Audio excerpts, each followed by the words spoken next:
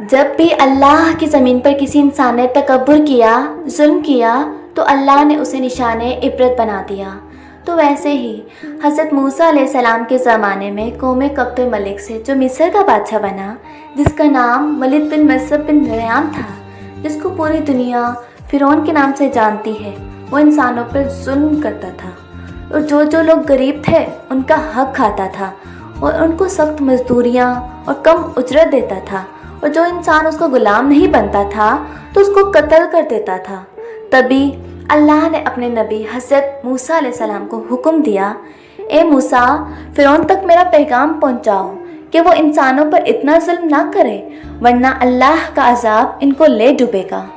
جب اللہ کے نبی نے اللہ کا پیغام فرعون تک دیا تو وہ مذاق اڑانے لگا اور کہنے لگا، یہاں کا خدا میں ہوں اور میں کسی کے حکم کو نہیں مانتا۔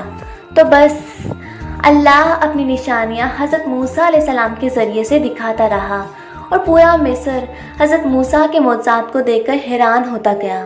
کچھ ایمان لے آئے اور کچھ فرعون سے سوالات کرنے لگے۔ بالآخر فرعون حضرت موسیٰ علیہ السلام کے معجزات کو دیکھ کر اس بات تک آ پہنچا کہ آج میں موسیٰ اور اس کی قوم بنی اسرائیل کو قتل کر دوں گا۔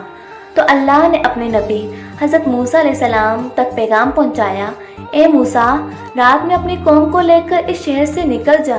تو یوں ہی حضرت موسیٰ علیہ السلام اپنی قوم بنی اسرائیل کو لے کر وہاں سے جانے لگے۔ اس بات کا علم جب فرعون کو ہوا تو وہ غضبناک ہو کر کہنے لگا، کچھ بھی ہو جائے، موسیٰ اور اس کے ساتھیوں کو میں قتل کر کے ہی چھوڑوں گا۔ وہ اپنے جاہو جلال کے ساتھ بنی اسرائیل کو ڈھونڈنے لگا۔ بس آگے آگے اللہ کے نبی حضرت موسیٰ علیہ السلام اپنی قوم کے ساتھ، اور پیچھے پیچھے فرعون کا لشکر ان کو مارنے کے لیے آتا رہا۔ بالآخر بنی اسرائیل دریا تک پہنچے اور فرعون کا لشکر پیچھا کرتے کرتے ان تک پہنچنے لگا۔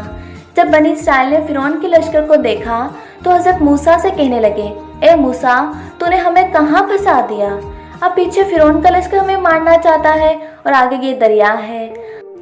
اللہ کے نبی حضرت موسیٰ علیہ السلام فرمانے لگے، اے لوگوں، گھبراؤ نہیں، اللہ ہمارے ساتھ ہے۔ یہ کبھی ہو ہی نہیں سکتا کہ فرعون اور اس کا لشکر ہمیں پکڑ لے۔ سب کہنے لگے، اے موسیٰ، اب ہم آگے جائیں گے کیسے؟ بس اتنی دیر میں آواز غیب آتی ہے، اے موسیٰ، اپنی لاٹھی اس دریا میں دے مار۔ تو بس جیسے ہی حضرت موسیٰ نے اپنی لاٹھی دریا میں دے ماری تو آدھا پانی اس طرف اور آدھا پانی اس طرف، اللہ نے بیچ میں رستے کو واضح کر دیا۔ تو بنی اسرائیل کے کچھ قبائل کے لوگ کہنے لگے، اے موسیٰ، ہم آپس میں بنتے نہیں، اپنے خدا کو کہ ہمارے لیے الگ الگ رستے بنائیں۔ اللہ کے نبی حضرت موسیٰ علیہ السلام نے اس دریا میں 12 جگہوں پر اپنی لاٹھی ماری اور 12 الگ الگ رستے بنے۔ وہ 12 قبائل الگ الگ ہو کر دریائے نیل سے جانے لگے۔ جیسے ہی یہ منظر فرعون اور اس کے لشکر نے دیکھا تو وہ بھی ان رستوں پر حضرت موسیٰ اور اس کی قوم کے پیچھے آ گئے۔ جیسے ہی حضرت موسیٰ بنی اسرائیل کے ساتھ دریا کی اس طرف پہنچے اور دریا کے بیچوں بیچ فرعون اور اس کے لشکر موجود تھا تو اللہ نے پانی کو حکم دیا، اب ویسا ہو جا جیسا تو پہلے تھا۔ تو بس پانی پھر سے مل گیا۔ فرعون اور اس کا لشکر ڈوب کر مرنے لگا۔ یہ پورا منظر حضرت موسیٰ اور اس کی قوم دیکھ رہے تھے، اللہ کا شکر ادا کر رہے تھے۔ اور اتنی دیر میں فرعون چیخ کر کہنے لگا، میں بھی موسیٰ اور ہارون کے اللہ کو تسلیم کرتا ہوں، میں بھی ایمان لاتا ہوں، موسیٰ کا اللہ بڑی قدرت والا ہے۔ اتنی دیر میں آواز غیب آتی ہے، اے فرعون، اب ایمان لاتا ہے جب تو دوزخ کی دہلیز تک پہنچا ہے؟ اے فرعون، ہم تیرے تکبر اور تیری لاش کو آنے والے لوگوں کے لیے نشان عبرت بنائیں گے، تاکہ ہر انسان جان لے کہ زمین پر انسان کو تکبر راس نہیں آتا۔ آج بھی اللہ نے فرعون کی لاش کو نشان عبرت بنا کے رکھا ہے۔